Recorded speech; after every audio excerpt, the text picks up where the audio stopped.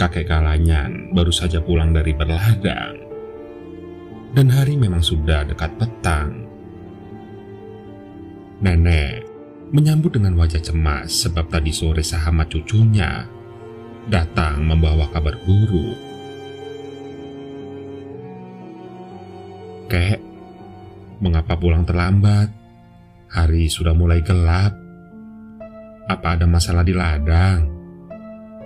tanya nenek. "Tidak ada, Nek. Memangnya kenapa?"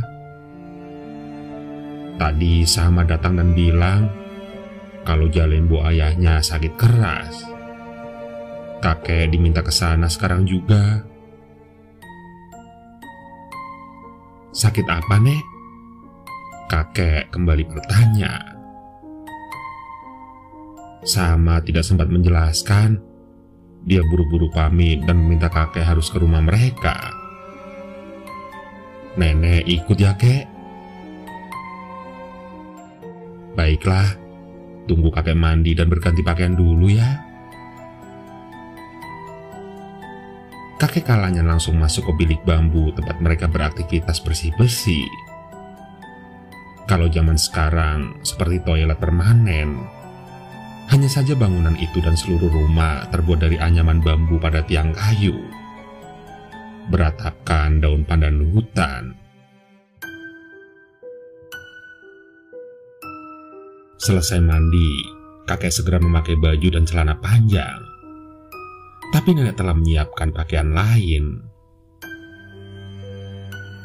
"Lebih baik kakek pakai ini saja, biar di sana nanti tidak perlu repot lagi," pinta nenek. Melihat itu kakek langsung berganti lagi tanpa banyak bertanya. Beliau sepertinya sudah tahu apa yang bakal terjadi di rumah Jalembo anak laki-laki ketiganya. Setelah menutup pintu, kakek dan nenek Kalanyan pun berangkat. Rumah Jalembo di kampung sebelah. Keduanya harus melintasi sebuah hutan kecil yang cukup lebat agar bisa sampai. Tidak lupa juga mereka membawa obor sebagai penerangan di jalan.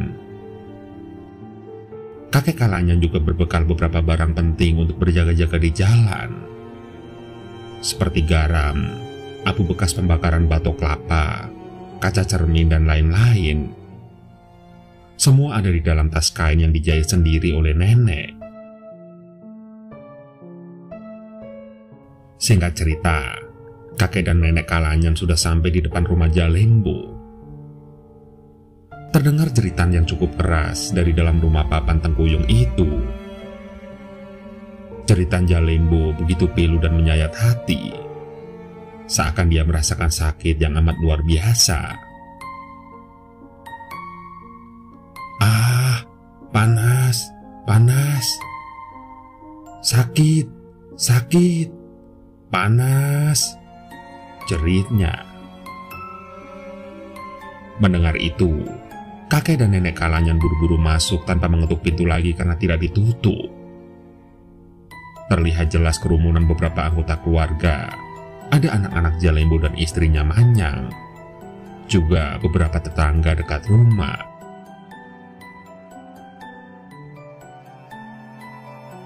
"Ada apa dengan engkau, Jalembo? Apa yang terjadi?" tanya nenek cemas begitu mendekati tempat baring anaknya yang merintih-rintih kesakitan. "Ama, sepertinya Abang Jalembo terkena hantuan merah." "Apa? Hantuan merah? Bagaimana kamu bisa menyimpulkan itu?" tanya kakek Kalanyan terkejut. "Tadi pagi Bang Jalembo dan kawan-kawan pergi ke hutan NKW. Izinnya sih mau mencari madu di goa. Tapi sepulang dari sana abang jadi begini," jelas Manyang, istri Jalembo. "Iya, Kek.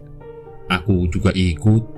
Setelah Jalembo menubak sarang lebah di dalam goa NKW, dia langsung jatuh dan menjerit-jerit seperti ini," jelas salah seorang tetangga. Ini tidak salah lagi. Hantu merah gua Engkawai pasti marah. Soalnya Jalimbu tidak permisi waktu mengambil madu di sana. Bagaimana ini, kek? Tanya nenek cemas. Kakek Kalanyan diam sejenak. Beliau berpikir untuk mengatasi sakit anaknya.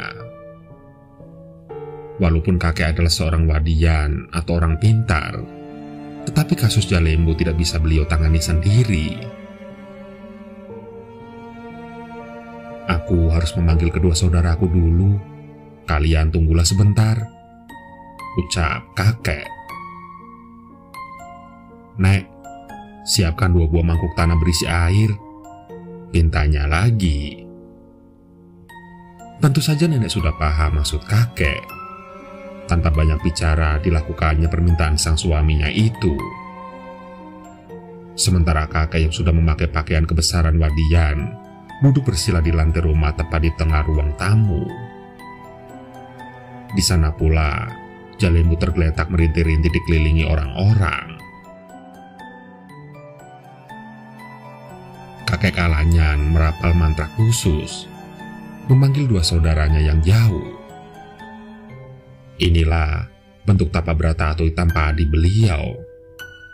Sebagai wadian atau orang pintar beraliran putih. Kakek Kalanyan selalu melakukan puasa dan tapa di waktu-waktu tertentu. Gunanya adalah untuk mendalami ilmu welas asih, ilmu pengobatan dari berbagai bidang, baik menyembuhkan penyakit medis atau non-medis seperti yang dialami Jalimbu anaknya. Kakek Kalanyan, kakek Walunyan, dan kakek Jalanyan merupakan 3 saudara keturunan bangsawan Panglima Wedurung yang misterius dari tanah Borneo, bagian hulu Sungai Kapuas. Setelah beberapa saat membaca mantra, terlihat dari permukaan air dalam mangkuk tanah bergelembung. Kemudian muncul raut wajah kedua saudaranya. Ada apa, Kalanyan? Kamu memanggil kami? Tanya kakek Jalanyan. Kakek Kalanyan pun bercerita tentang hal yang menimpa Jalimbu. Dan kedua saudaranya mendengarkan dengan seksama. Setelah selesai menjelaskan, kakek Walunyan memberi saran. Beliau meminta kakek Kalanyan menyiapkan segala sesuatu untuk melakukan ritual permintaan maaf kepada hantu merah. Hingga ditetapkan esok malam adalah waktu yang tepat untuk melakukan ritual adat tersebut. Kedua saudaranya pun bisa hadir di tempat. Jika mendadak begini, tidak cukup waktu untuk tiba di sana. Karena jika lewat tengah malam, maka hantuan merah tidak akan hadir memenuhi undangan para wedian. Akhirnya, kakek Kalanyan menyetujui anjuran saudaranya. Dan mau tidak mau, Jalimbu harus menahan rasa sakit hingga esok malam. Singkat cerita, altar pemujaan telah siap. Tampak terhidang 1 ekor ayam kampung hitam berserta semangkuk darah dari unggas tersebut. Beberapa dupa terlihat menyala, ditambah 3 kelapa muda berwarna hijau, segenggam beras kuning dan gabah, kain merah yang wajib ada, dan ditambah beberapa sesajen lain. 3 wadian pun sudah bersiap. Mereka duduk bersila di depan altar di atas tanah lapang depan rumah Jalimbu. Dia juga terbaring tak berdaya sambil tetap merintih kesakitan. Waktunya sudah tiba, Kalanyan. Silakan pimpin doa. Segera undang hantuan merah ke sini. Perintah kakek Walunyan sebagai saudara tertua. Kakek Kalanyan pun mulai membaca mantra memanggil hantuan merah. Welung, weleng, welangi, mangka celutung, mangka celebung, mangka jiwa, panggil ketua. Duduk, duduk, duduk di tepi lumbung. ikat mata, ikat hati, salam anak dusun perigi basah. Welung, weleng, welangi, panggil aku ke sini. Duduk anak dusun perigi basah, minta datuk kumbang Hatuen merah sudi bertatap muka. Mari santap, marilah duduk sebelah.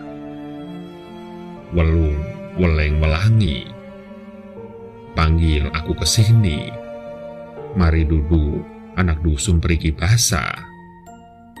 Datang, datanglah Hatuen merah. Terus-menerus kakek Kalanyan membaca mantra. Hingga ketiga kalinya angin di sekitar pun berembus kencang. Api obor sebagai alat penerang meriap-riap hampir padam. Hingga tiba-tiba sebuah sinar merah melesat dengan kecepatan kilat menyambar dupa. Sontak saja, seketika dupa-dupa terbakar dan api pun membesar. Hai anak dusun perigi, ada apa gerangan engkau memanggil aku? Terdengar sebuah suara berwujud api bergema. Cepat-cepat ketiga wadian menangkupkan tangan ke dada, tanda hormat kepada sosok yang mereka yakini sebagai Hatuen merah.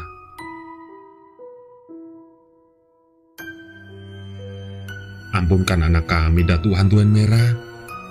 Jika sekiranya dia lancang memasuki tanah Datu, maafkanlah kelalaiannya, ucap kakek Kalanyan penuh hormat. Oh, ini rupanya niat kalian mengundangku kemari. Apa anak kalian itu tidak pernah diajarkan sopan santun, sehingga datang ke tanahku dengan sesuka hati, lalu mengambil hak yang bukan milik kalian tanpa permisi? Lagi-lagi, suara itu bergema dengan nada berat, tanda tidak senang.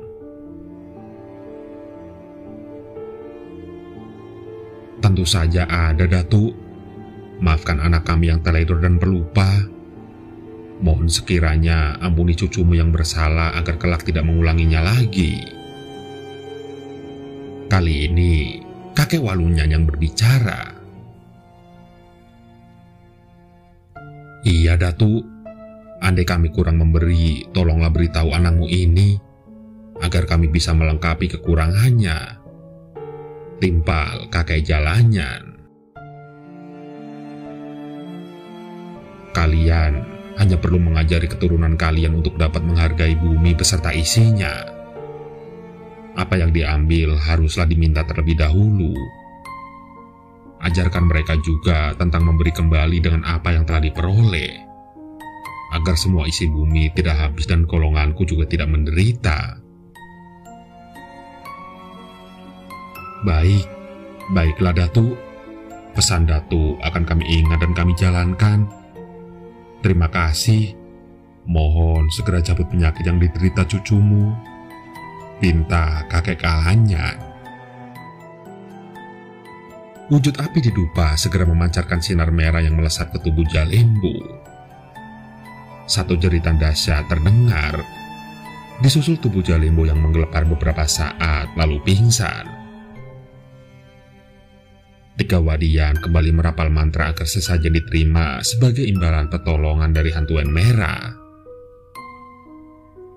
Benar saja, ayam dan darah rai tidak bersisa. Begitu juga kelapa hijau yang berubah hitam menjadi hangus. Itu tandanya Hatuen merah menerima permintaan maaf dari wadian. Keesokan harinya Jalembu kembali sehat. Ketika wadian memberi pesan seperti apa yang diminta oleh Hatuen merah, bahwa mereka sebagai anak suku tidak boleh sembarangan mengambil dari alam, apalagi tanpa permisi atau pamit kepada penunggu setempat. Akibatnya bisa fatal.